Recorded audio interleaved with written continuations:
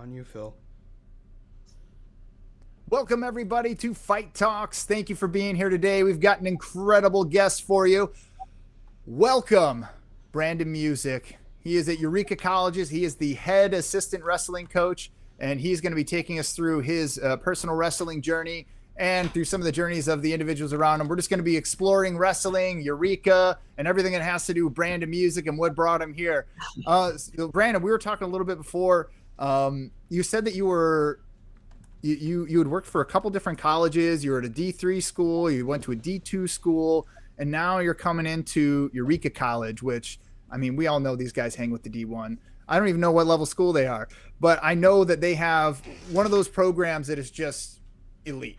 You know, like when I look at what they were able to do with the girls wrestling program out there, and not to take anything away from the men's wrestling program, because also aces, but what they were able to do, you know, not only growing the audience for wrestling, but growing at a really, really high level. I mean, creating exceptional athletes.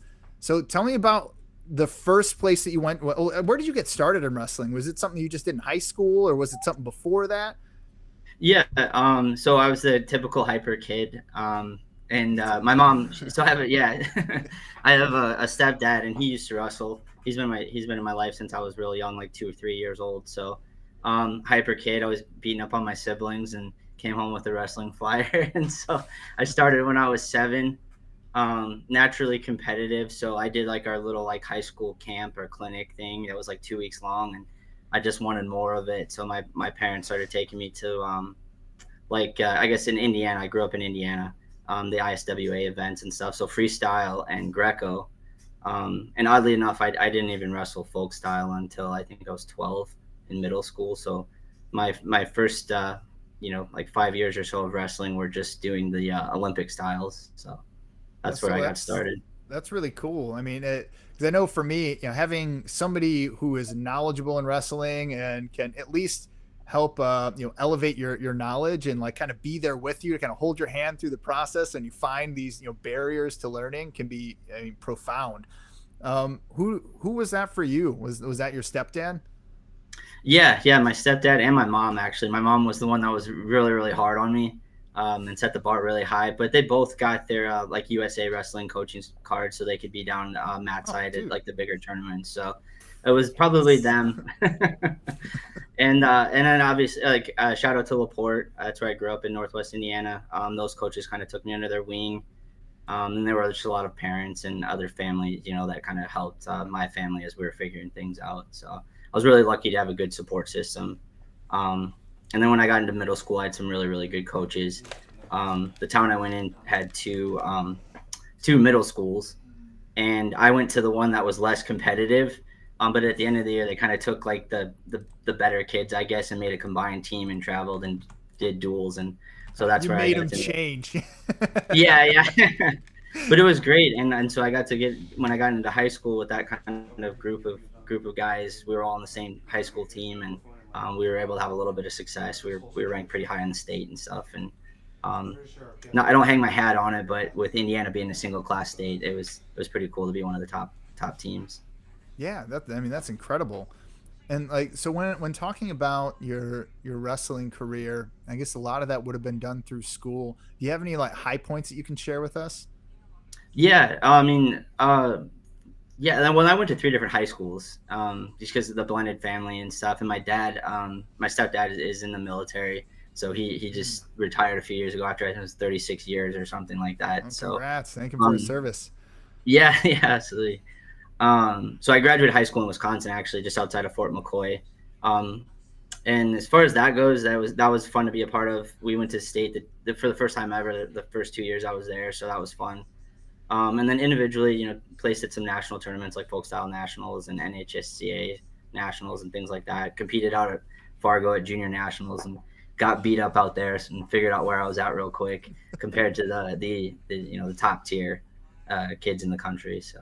I always think it's really fun when you get in front of some really, really good people who are really good at wrestling or whatever it is that you're doing. You play chess or video games, and then you just get in the orbit of someone who's elite, and you're just, wow, I see the difference. You are Yeah. doing what I want to be doing.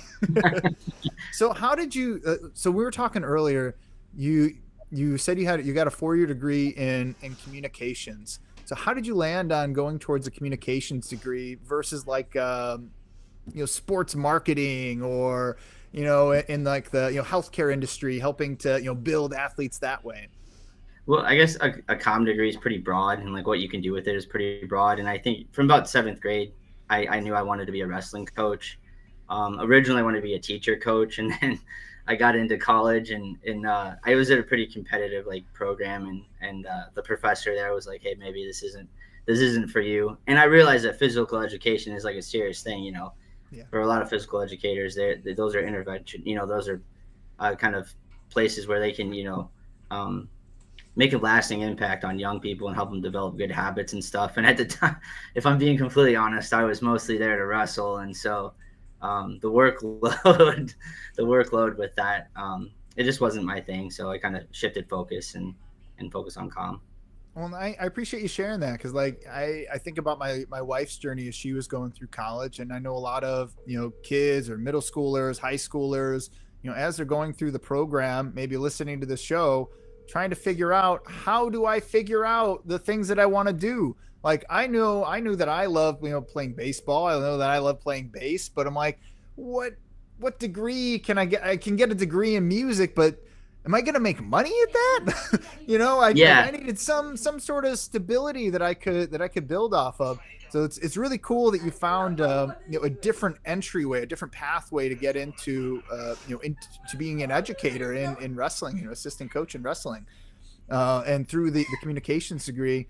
Is like, my wife, she started off in multimedia, and then as she was going through, they're like, well, AI is going to do all this stuff. And like she's going to be out of the job. Yeah. So we very quickly were like, well, maybe we should do something a little. I want to be a teacher. So then she shifted focus and then finished out, got a degree in elementary education, taught for 3 years, and then we had some significant budget cuts in the state that year, a few years back, and it was just too much. So she wound up leaving elementary education and working at Bradley University, and then from there, I think doors just kind of opened up, and she's now working in marketing. Elementary education to marketing, so like career paths, they're all over the place. But something I did want to know is, like in Illinois, do we have any like big wrestling shows or like big events that people like? If I have like I've got a 5-year-old upstairs, and he loves wrestling with me in the living room, and I would love to bring him to like a match somewhere where he could see real high level wrestling happening in person. Yeah. Well, like, I would like to believe. So we won the bid. Eureka won the bid to host conference this year. So I'd like to believe there would be some higher level wrestling there, and it's relatively local, close to you in Peoria. But as far as like on the one of those big national, like kind of Midlands, I guess, probably up in Evanston, or Northwestern usually hosts it. Typically, that's a big Division I tournament with a lot of high level wrestling. So I honestly, I don't know how far you guys are from Chicago. What is that, about like 2.5 hours or so? About 2.5 hours, yeah. 2.5 hours, yeah. I know there's usually pretty high level wrestling at the Midlands, and so that was something when I was in college. Like a few athletes that were some of our really, really good athletes that probably could have competed at the Division I level, they would compete at Midlands and place there, beating Division I All-Americans and stuff. But you'll see really high level wrestling there. Yeah, it's just it was something that I noticed when I started training in Muay Thai, was that a lot of the people that were in there were, they were high level college wrestlers. They hit the pinnacle. Like they did everything that they wanted to do within wrestling. And then after college, it just kind of, nope, you could be a coach. Yeah. And like my thought is, we have all these like just primed athletes, these people that are just in their prime, and they're capable of just ridiculous athletics, and then they just stop at 22. I feel like we should have like from 22 to 30, we should have a range, like a wrestling thing, some like real professional wrestling. Yeah, and those things are starting to get a little foothold here. I know there are people who have tried in the past to get like real like pro wrestling, and I know I believe it's like Hulk Hogan is one of the guys backing this, but they're kind of starting to establish like a league um, for some of these athletes and stuff, outside of the Olympic and world route. So it's pretty cool. But I know a lot of college wrestlers, they're looking to go into fighting, because what it comes down to is like you're a competitor, and you need some way to satisfy that competitor inside of yourself. And I think everybody has a different path. For me, I think I was ready to start kind of giving back and start competing as a coach. But Yeah, yeah. For me, I keep getting hurt. Like I just want to get in the ring and just do one. I just want to do one like amateur Muay Thai bout or one amateur mixed martial arts bout, and like every time I get close, like I tore a tendon in my finger, and then I broke my ribs, and I dislocated two more ribs. It's just like it's just one thing after another. 4 years now, I've been trying to get into the ring, and I don't know that it's ever going to happen now. It's going past me. But now I'm thinking about all these people who have these really incredible gifts, and they're just kind of wasting away at the sidelines. But to your point, I think they are fantastically translatable, because when you look at the UFC when it originally started, Hoist Gracie was I think the first winner, and then beyond that, it was guys who were wrestling. It was wrestlers. They would just go in, do double leg takedowns, put somebody on their head, and then and then yeah, occasionally throw hands every now and again. But it was when you had this high level wrestling against like striking, for example, it's almost like a Pokemon battle. Like wrestling against striking, wrestling is just defeating your striker. Your strikers are just going away because they couldn't do anything. But then you've got the other side of the spectrum from wrestling, which I see is like Brazilian jiu-jitsu and like judo, and those guys, they can compete. If a jiu-jitsu guy gets your back, it doesn't matter what wrestling skills you have. Like, if they know what they're doing, you're probably gonna feel something, or maybe just go down. But either way, I found that having the base for wrestling and then stepping in, whether it was striking, BJJ, judo, any of those things, it just added this whole other element. And then if you decide to step to that next level and say you want to get into the ring, your opponent has to think about your wrestling first. So if you get really, really good with your hands and they know that you are a high level wrestler, dude, you're just going to take them by surprise. Just like go down, pretend to do a single leg takedown, and then shoot back up, just throw in a knee or something. I mean, like, it's just like yeah. endless, just absolutely endless. I think we were kind of talking about the this UFC fight over the weekend with Yeah. Marab and O'Malley, and the same thing. I think Marab like kind of threw like a overhand right or something and dropped to the double, and then just picks O'Malley up and drops him, and that's kind of the clip I've been seeing on like social media and stuff. And um, yeah, that's something I had a couple people when I was younger try to talk me into doing a couple like MMA fights and stuff, and just it's one thing to wrestle, beat you up in wrestling. It's like you said, it's another thing to get like choked out and not be comfortable on your back and get punched in the face and stuff. You have to be ready for so much. And it's been, because I have a black belt in Taekwondo. So it was since I was 6 years old, I've been training in some fashion. But like, I thought that I was a lot more developed in my fighting skill, based on my credentials that I had and how long I'd been fighting. But as I Yeah, started moving into MMA and started seeing all the other types of martial arts and how they mix together, it just completely blew up my viewpoint. I'm like, man, I've got no hands. Like I've got no hands. Like I was just yeah, doing these Taekwondo, ha, ha, taking your hands from your hip and throwing it up there because your hands are going to be by your side if you get into a fight. And yeah. now I'm like, no, this is bad. Like you, like That's this. and I'm not sure I should share the story, but I remember I was in high school. We were supposed to be. This was in Wisconsin. We were supposed to be working a youth tournament, like reffing a youth tournament and working the tables. And some teammates and I snuck out. And these guys were good wrestlers, but I would beat them in wrestling. And I don't know who had boxing gloves in their locker, but somebody did.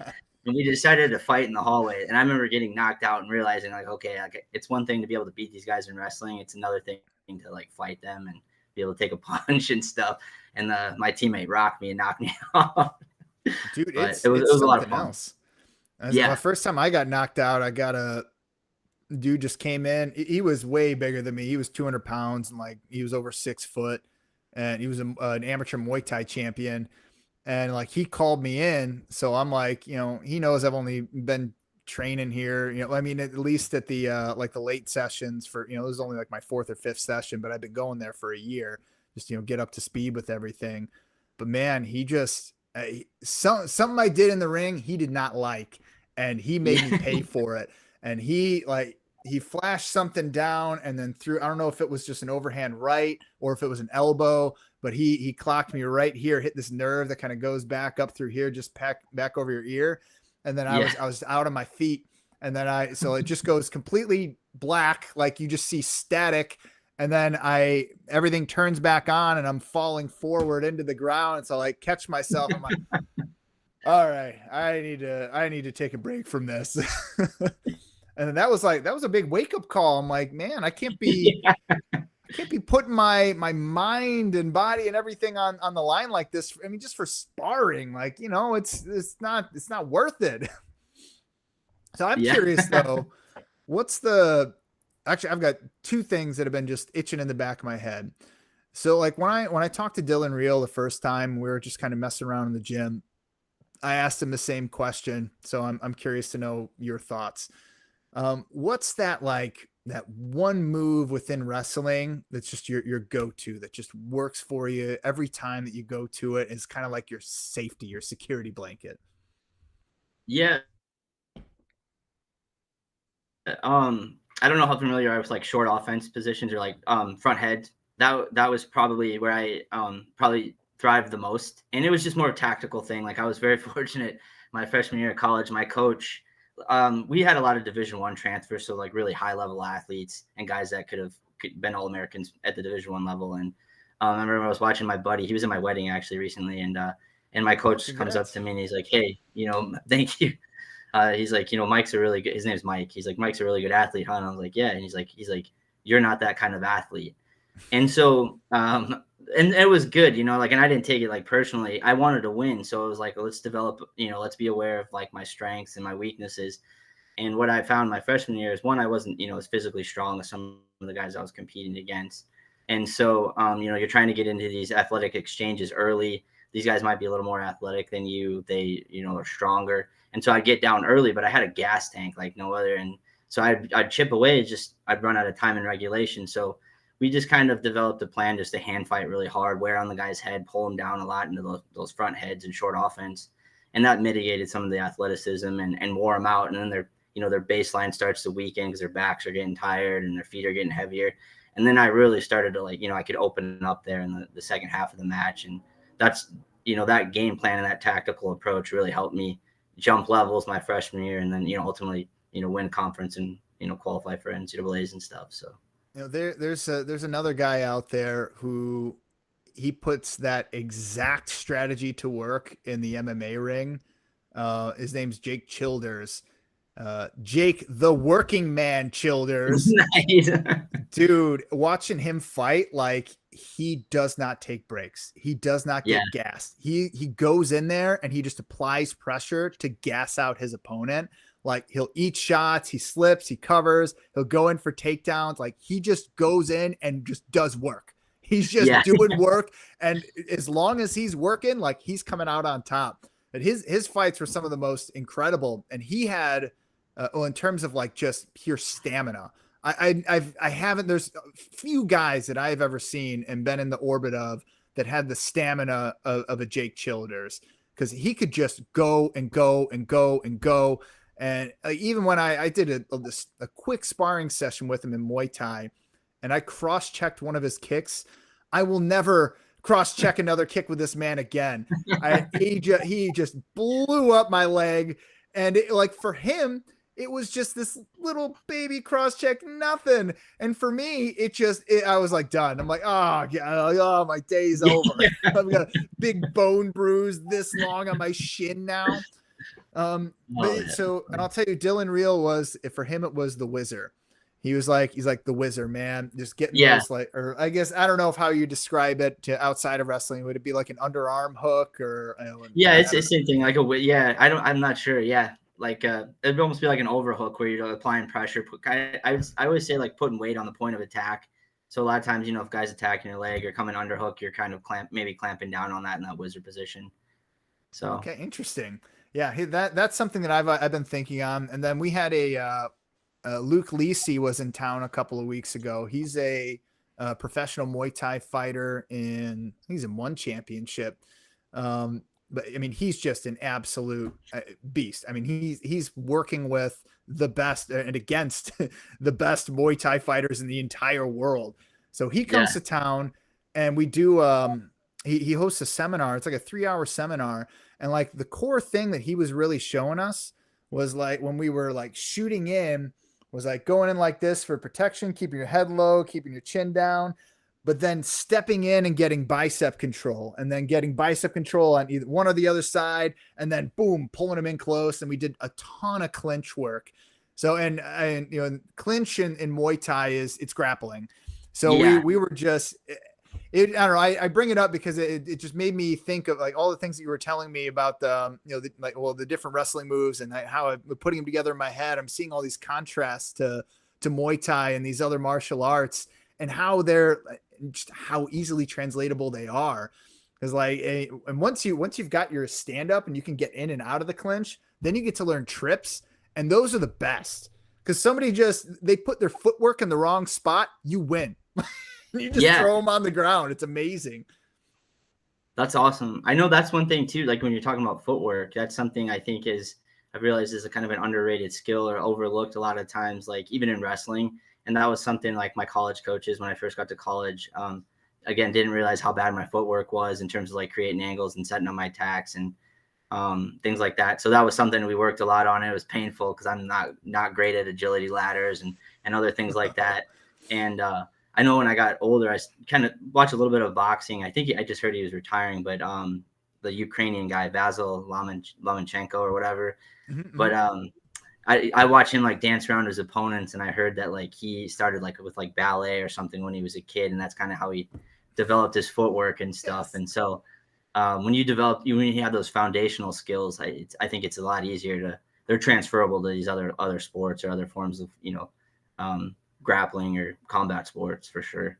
So we have a local professional boxer by the name of Anthony Holloway, and we did an interview with him a few months ago, last year, rather. And when we were talking to him, I asked him a little bit about his background and like what he was doing. He did a lot, football. I can't remember if he had the wrestling in there, but the thing that stuck out to me was dance. Like Yeah, he did dance, and he said that was something that was profound for his development with his footwork and help elevate him to get him to that next level. I mean, he's a journeyman. Like he's going wherever he can to make money, make Peoria look good. yeah. But again, it comes back to those translatable skill sets. Taking something like wrestling and translating it, dancing, music. What was that one guy, Crazy Horse? Did you ever see that guy fight? No. You should look him up, because what Okay. he would do was absolutely fascinating. He would work out these, like what he was going to do in the ring. He would choreography everything before the match, and he would Yeah. do it to a song, and then he would just play that song in his head, and then just go and do the match, just choreography, like that choreography that he had done beforehand, and just Yeah. used all of that footwork. And he had some of the most entertaining bouts I've ever seen. From an entertainment standpoint, it was next level. It was crazy. That's awesome. And I think that kind of like I'm real big on like the mental preparation and mental reps too.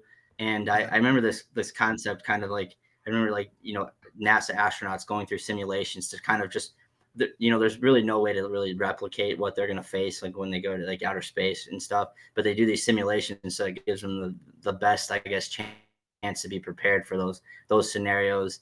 And so that was something I got really into, just kind of going similar to that, like going through like a match in my head or going through a practice and kind of visualizing what that looks like and what my technique needs to look like and things like that. And I remember Mike, going back to my buddy Mike, that was my wedding. So he was one of our D1 transfers. So he was a national champ for us in college. And I asked him, like, like what was one thing that set you apart, or like something that somebody probably doesn't know about you? And he's like, well, like, before practice, he would do about 300 mental reps of like some technique. And I think those are those little things that when you get to know some of these guys that have competed at a high level and have been successful, you realize that they do some of these little things that you're not aware of. And, like I said, when you get to know them a little bit better, it's no secret why they're so good. Yeah. Well, and that's when I was at the Muay Thai gym that I worked out at, that was one of the best parts about it was putting me just in the orbit of people who were doing fighting professionally. I got to see it from the perspective of a professional fighter. I didn't have to wonder what they were doing or how they were training, what they were thinking about. Like, if I did, I just went and asked them. It was so, like, just so unique and so cool. And that's something that I'm just a quick shout out to Ryan Blackerby, him, his boys, Thomas. I know he's had a few professional bouts here recently. With Mike Goodwin over at Cage Aggression. Those guys are phenomenal. But Ryan Blackerby has been just a staple in the area. He runs the Peoria Athletic Club in Morton. I don't know if he actually runs it, but he's associated with the Peoria Athletic Club in Morton. And he brings out the best. I mean, Dan Hornbuckle, a guy who fought in Bellator, Kenny Robertson, he cornered him in the UFC in Sweden in 2013. I mean, Jake Childers, Dylan Reel, like all these people I was able to meet through, Ryan Blackerby, just being in his orbit and showing up to the gym. So, I'm throwing that out there for all the people that are going to a gym and that there's somebody that's elite in there. Like, enjoy that. Like, enjoy every moment that it's there, because once it's gone, it is so hard to recapture. It is so hard. But back to what you were saying about the mental reps. The first thing that comes to my mind is I say you're about my age. Do you ever watch Dragon Ball Z growing up? I did not. I was not a big, didn't watch many cartoons. I was like an old man. I would watch fishing shows and stuff like that. That's great. Competitive fishing shows, I imagine, your competitive nature. It's a silly cartoon. It's an anime cartoon. But one of the things that they built into it was they learned that their customer, the people that were watching, really loved watching tournaments. So they started building tournaments into the show. And then they started going into the writing for each of the characters, the storylines. And one of the things that they made sure to do was they had their time for their physical repetitions. And then they spent time, sitting down for their mental repetitions. And they really spelled it out of just how important it was. And hearing you say that, I'm like, man, I should have just been doing that. I should have it sounded like a really great idea. And then I think about psychologists who work with, professional athletes. And, one of the things that they'll tell them is to visualize your success, visualize an attack. Well, I think that's from The Waterboy, but still. Great movie. It's the same thing. It's like when you go through the steps of visualizing what happens, in your brain, like your brain's going to have no other choice but to execute that thing. So unless they've got something that you haven't prepared for, like, you're on lock, like you're in the zone, you've got it. Even if you don't feel like you're in the zone, like you're putting yourself in the zone just by doing those mental reps. Yeah, absolutely. And I think I don't know how, if you read a lot, but I think it's Daniel Coyle. It's called The Talent Code. And it kind of talks about that kind of deep, deliberate approach to your training and strengthening those neurological pathways and stuff. And I think that's a big part of it. And for me personally, as a coach, I think I'd probably try to spend a little more time developing an athlete's mind, because I believe if you get that right, everything else will kind of fall into place. Well, yeah, I totally agree. Is once you have the mind, the body has no choice. The body has to follow. Yeah. Yeah. As long as you have in my experience, I think it really comes down to the instructor and the coach that you have. Everybody's different. So not every instructor is going to do really, really well for every individual, but just being around people that really know what they're doing, they're going to keep you safe while you do it. So all of my major injuries that I've had were doing jujitsu, messing around, just doing something silly. and not having, that professional, not really respecting the art that we were doing. I mean, we were trying to, we thought we were, but you can stave away injury. You can keep yourself focused in the right areas, whether it be conditioning, strength training, skill development, and anything in between, because I think to like Michael Jordan too, when he was transitioning from basketball to baseball, the person that in that Last Dance interview thing they did, they talked about like you're going to need to change your body, like your body chemistry, everything that you're doing right now is going to have to change to fit baseball. You've got a basketball player's body right now. And like once I kind of registered that, I'm like, oh man, like, cause I thought what he thought. I thought he was just going to be able to willpower his way through and just be the best in the world and, do a Bo Jackson or a Deion Sanders. And then it never really materialized. And I always kind of wondered why. And now I feel like that's kind of the answer there. Like your body has to be on par with the things that you're setting it up to do with your mind. Yeah, absolutely. And I think that's when things kind of become easier once you understand like the mental side, you understand like the sport itself. Like understand, you start to understand body mechanics and I guess, I don't know, like the physics and stuff, like of these wrestling positions. Then you can start to build your body to execute those things.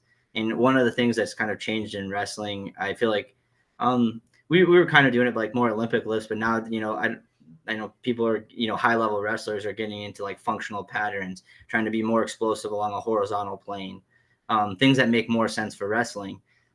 Specifically, I know like I feel like I train my grip all the time. I was, or in my pulling muscles. And I was talking about working in those front heads and short offense. I just tax my arms all the time in training, and it's just part of my routine after practice to do 50 pull-ups and like a bunch of sets of curls and just burn my arms out because I knew. How many pull-ups? It would be 50 sets or 50 in 2 sets. So kind of till exhaustion in the first set, and then knock them. And granted, they're not great pull-ups. These are post-practice. You're just trying to get yourself exhausted. Bro, no, I've done post-practice pull-ups, and I'm exhausted thinking about it, and to rep out 50 of them. Oh, dude, that's I like to say I've been trying really hard over the last year to start building up my back and shoulders so that I could do pull-ups consistently. And we had a personal trainer on here, and one of the things that he said to do, he's like, okay, before you do a single rep, hang on the bar for 30 seconds. So I'm like, all right. So I'm hanging on the bar for 30 seconds, get myself all warmed up, pretty happy. And then he's like, okay, once you're done with those 30 seconds, start repping it out. And, I've got like 3 different ways on it. So I like, when I do the really wide one, I'm like, I'm dying. And then like the ones is a little closer, I'm like, all right, I can do this, not all day, but I can, a few more. But man, like it takes so much, and I'm waiting for my, like that moment where it starts to feel a little easier. Yeah. And I had one, but it was months ago, and I miss it, and I want more of it. Yeah. So do you have any advice for pull-up training? I'm curious. I mean, honestly, for me, when I was in college, it was just get up. And it was funny because it was a routine I kind of developed on my own. So I'm like, if I'm going to be in these short offense and pulling guys all the time, like I just want to develop these muscles. And then it just became a thing that, like, whether I wanted to do it or not, like there were some days where after practice, I'm kind of hanging out on the wall, and my lightweight coach is like, get up there and do your pulls. So it wasn't anything like any formal training. It was just get up there and start pulling yourself up and get tired. What's the most brutal training session you've ever had? With lifting wise, I remember our strength and conditioning coach used to put us through this thing called the British Circuit, and he chose the weights. And it was usually, in college wrestling, there are 10 weight classes. And so he would pair like 2 weight classes together. So I was a 125 pounder, and I'd have to do the same amount of weight and reps as our 133 pounder. And in college, that's usually a pretty big difference in strength. And so that was really brutal. And it's basically a bunch of like cleans and like squats and then pull-ups. And I remember like I could barely walk after that. And for us, it was like it was kind of a end of the year test. And our goal was to see how much we could improve on that in the fall. So it kind of gave us something to focus on and stuff. And it was a lot easier the second time, but the first time, like I couldn't walk for probably like 2 days after that. And my legs were so tight. So that was probably brutal. And then a lot of brutal workouts in the room in college. But I remember one where I kind of think it was like a formative moment for me where I figured out how to be tough. He's the assistant coach at Purdue now, but he's from Northwest Indiana, where I'm from. He had just come back to the area from Minnesota, and he had us do like 30-minute grind match. So that's just nonstop like live wrestling for 30 minutes, and it was just takedowns. And then when you cut a guy or you let him up, you had to stay in your stance, and the guy getting cut had to stay in his stance. And for every time that anybody came out of their stance, like we had to do sprints at the end, and we had a really big group. And I think we ended up doing 4 sprints at the end. So it was pretty impressive that the whole group just stayed in their stance the whole time. But they were really good guys. And, when you're talking about MMA, I don't know if you know Darren Elkins, The Damage. That's a name I've definitely heard before. He's just one of those guys. He was fighting in the UFC. I think he was on this was a while ago now. He's starting to get older, and I think his durability is, not the same. But I think he was one of the names that showed up on an undercard when I was like 5 or 6 years ago. I was getting into like sports betting, and I thought I figured it all out. I'm like, I think I have a way. And then I called it on, I think it was the Conor McGregor fight. Yeah, he put this guy down in the second round, and I won a bunch of money. And then I did it again on the next fight, and I called the round and everything. I'm like, okay. And yeah, anyways, I digress.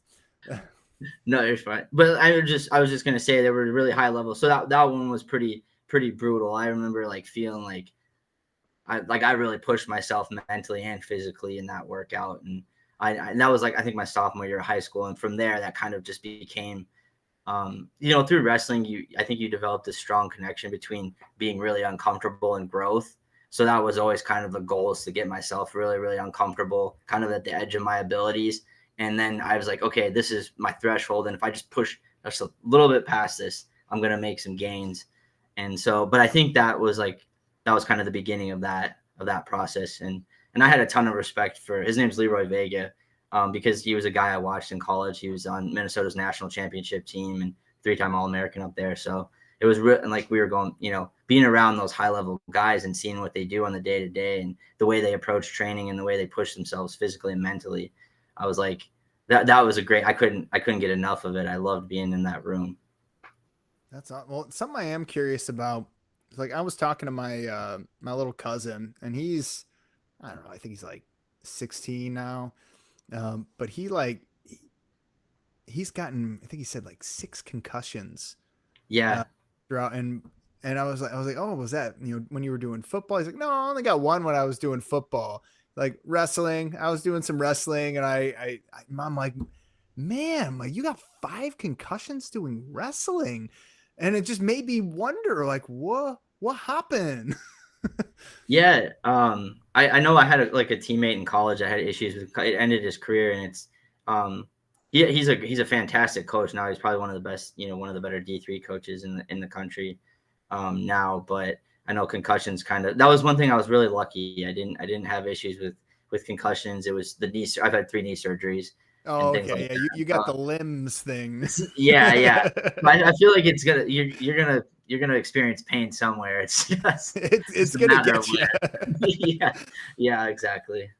Well, the reason I bring it up is, I think back to a conversation I had with Kenny Robertson. So I was starting up a mixed martial arts promotion, and this was before COVID happened. And one of the things that I really wanted to have on the top of mind was fighter safety.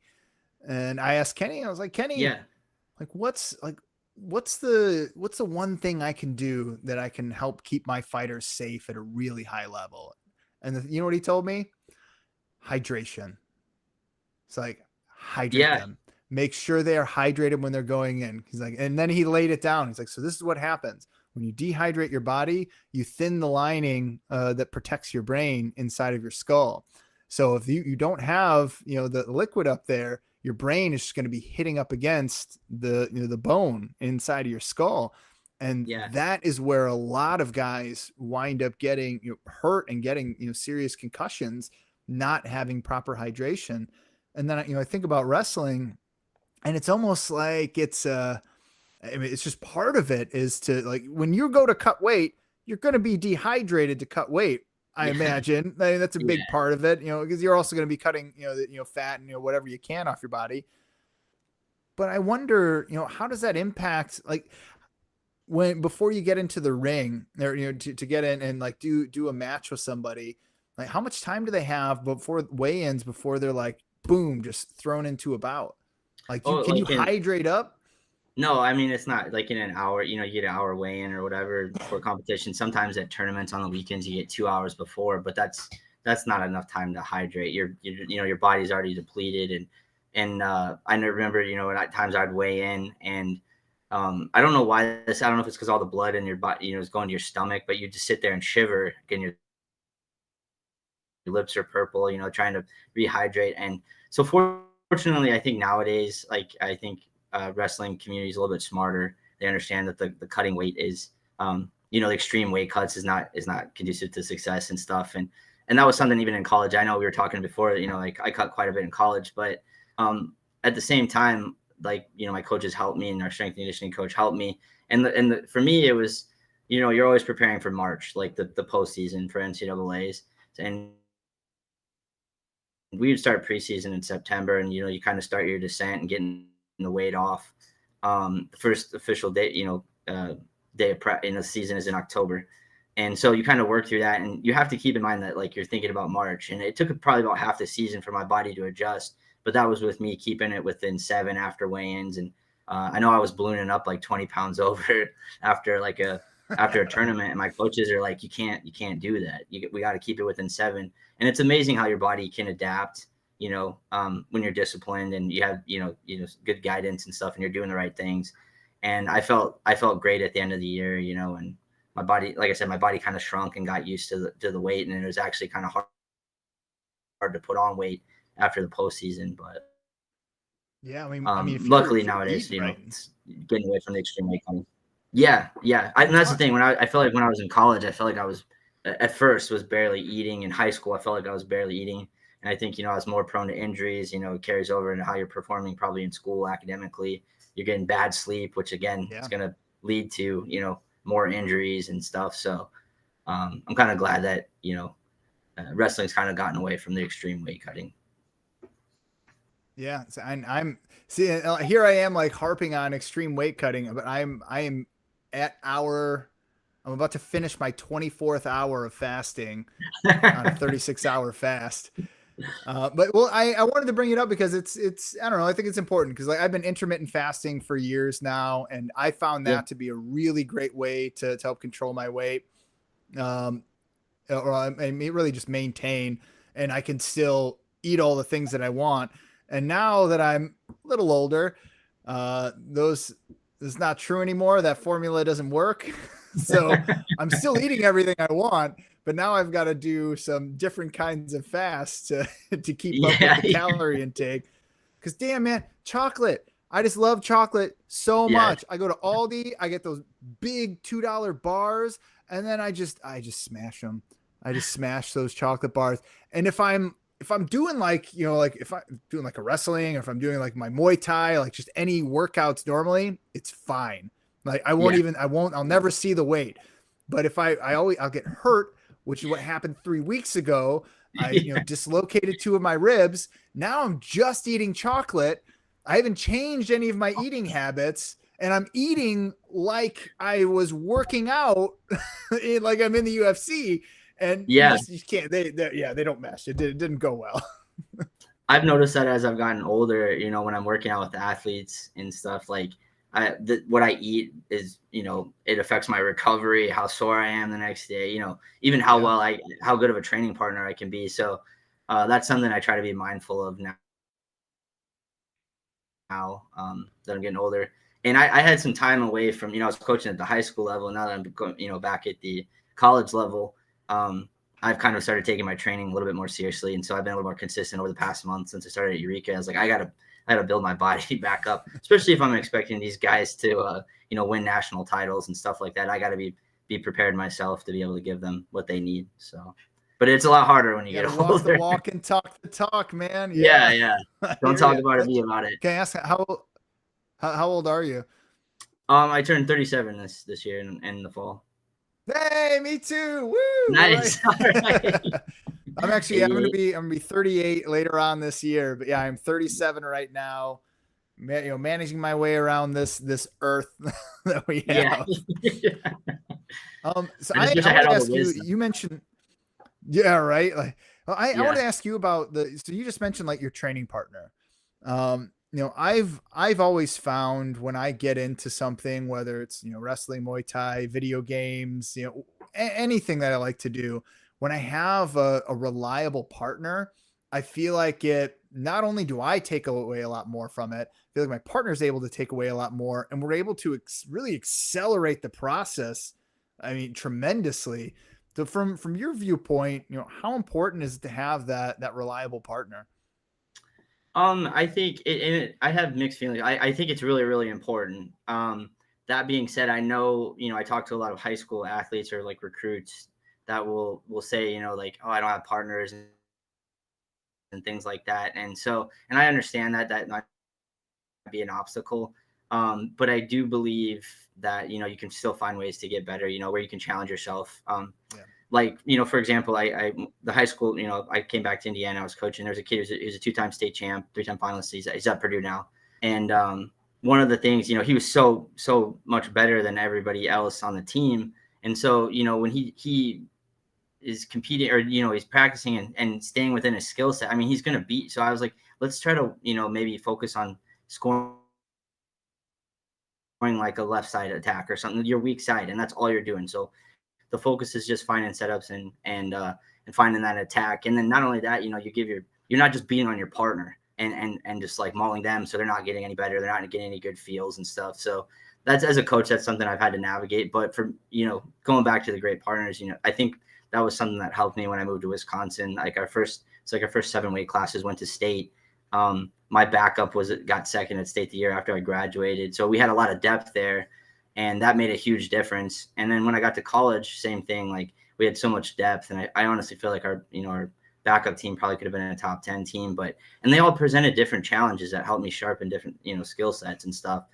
And I think more than anything, just like you were saying, having working with a like-minded individual, where you gotta have the same values, you're trying to get the same thing out of these workouts and stuff. I think that really accelerates the development and stuff like that. But I think just being around like-minded people and having good people in your life that are trying to accomplish the same things, and that really helps. So I kind of want to sum up what you said there. So what I took away from that was, one, don't let not having maybe the perfect partner or the right partner be a barrier to learning the skill set. Yeah. But also when you do find that that partner that you have that chemistry with, use it for what it is. It's an accelerant. It's not the Yeah. fire itself, but it's something that can accelerate your progress to growing into something. It's like gasoline on a fire. Yeah. It's an accelerant. Because I feel like for me, I went through a lot of that mental challenge of, well, I don't have a partner, so I'll just take today off. And then you take 2 days off, and then it's 3 days. And, and even going to the gym, having to, work against some of the bigger guys. I'm only 150 pounds. I'm 5'7". Like, going against these, 6'6", 200-pound guys, it's like, Yeah. oh, like they throw one kick and I'm practically flying through a wall. I also did find that I could do some unique things in those situations. A lot of the bigger guys are slower than me by a lot. So like I can time them up, and as long as I get in and back out, I'm okay. But once I get through that first strategy, I got to change real quick to the next strategy because they're going to sniff that one out. Yeah. Yeah, absolutely. And that's like, and that's where I think like having some tactical prowess is important. I think the more you study like a sport and you understand the tactics and stuff like that, you can have an approach to be successful with your limitations. And like you were saying, if I'm wrestling like maybe a stockier guy that's like has really big legs and hips and lower body, I'm probably not going to shoot straight on. Like I'm going to be attacking the strongest part of their body. So it's probably going to be a lot of in and out, maybe trying to get them off balance, pull them down again in the short offense stuff, and looking to go behind rather than through.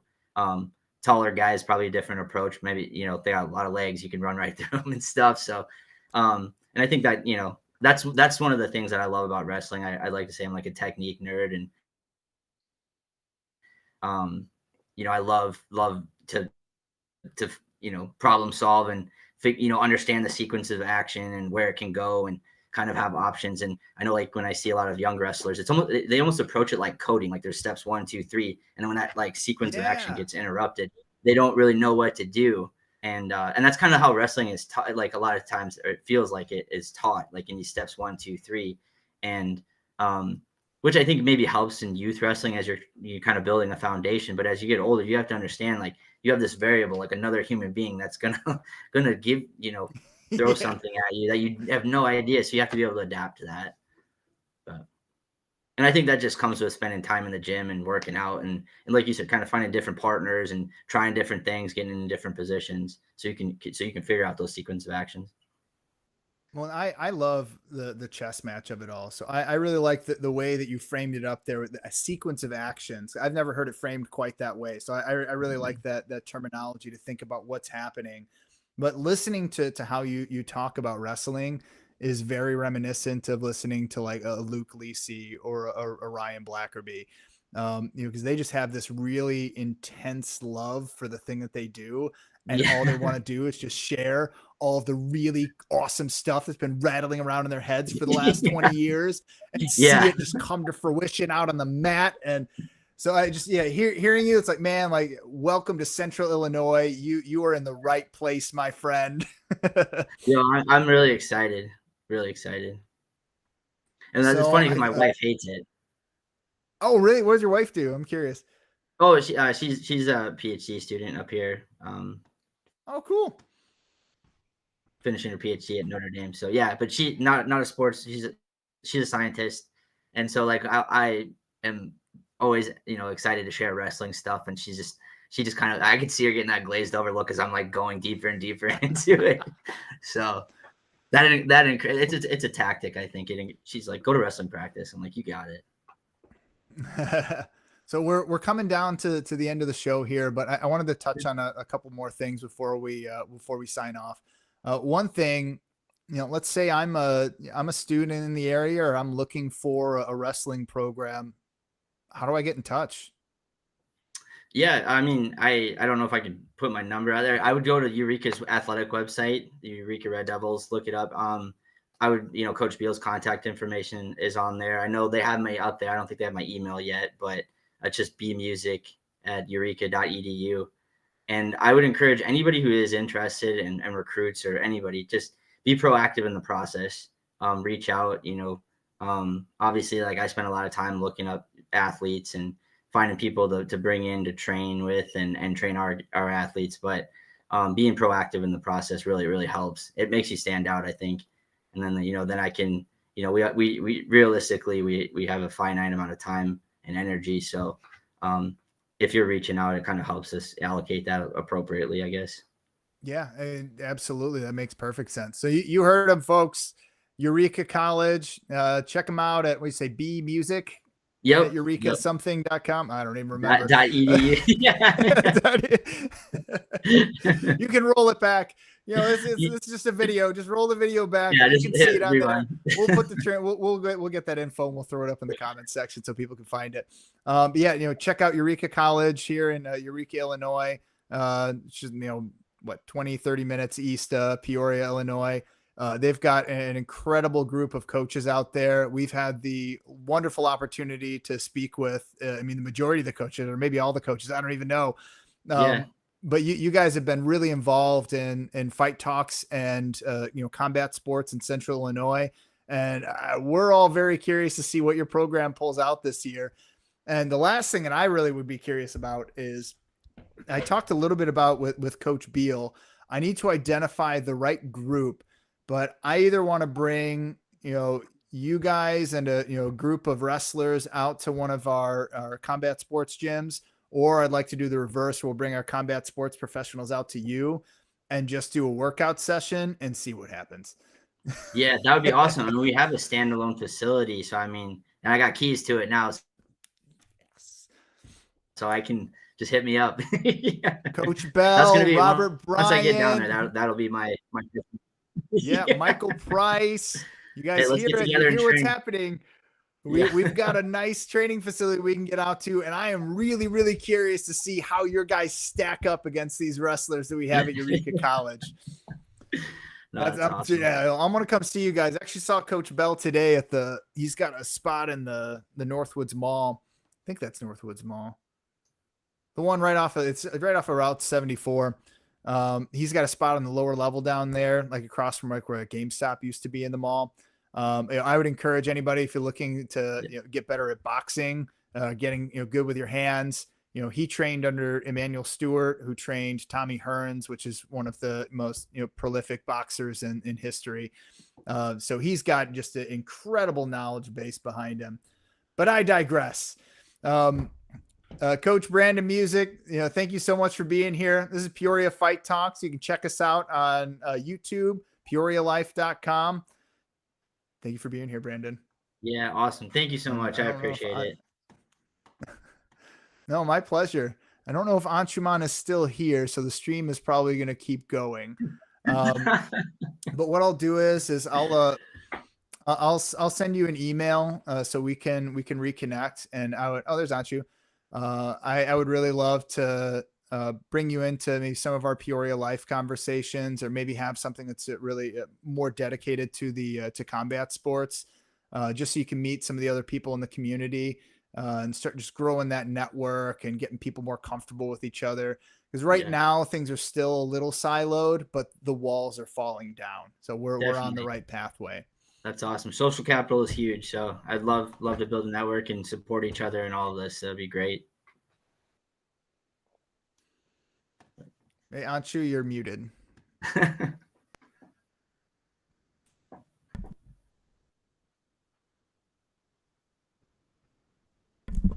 Is this better? I apologize. Yep, there it is. So I apologize. So since this is the closing part of our interview, there are just some things I need to ask. One, like, when exactly are you moving to the Peoria area? I'll be moving down in July. So hopefully July 1st. So it's not that far off. It's about 3.5 hours. So I sometimes will travel back and forth. But. I apologize for not being for the meeting, but here's the thing. This is what I will say. There's all sorts of amazing people you will find here and meet here, and especially in regards to combat sports. So it truly is. Yeah, I'm really excited. So thank you everyone for tuning in for today's show. Thank you, Coach Brandon Music, for being on today. Thank you guys so much. Thank you guys. Branding. I appreciate it. No, my pleasure. Hey, and you guys are you're welcome to come back anytime. I think we should do another round with Coach Beal to see what's going on. And honestly, I would really, really love to get some, a couple of us out to your facility with a couple of cameras and just showing off some of the work that you guys do, because I think that'll really resonate with a lot of people in our community out here. Yeah, absolutely. Let's keep the line of communication open for sure. Thank you everyone for tuning in to Peoria Fight Talks. Thank you guys. So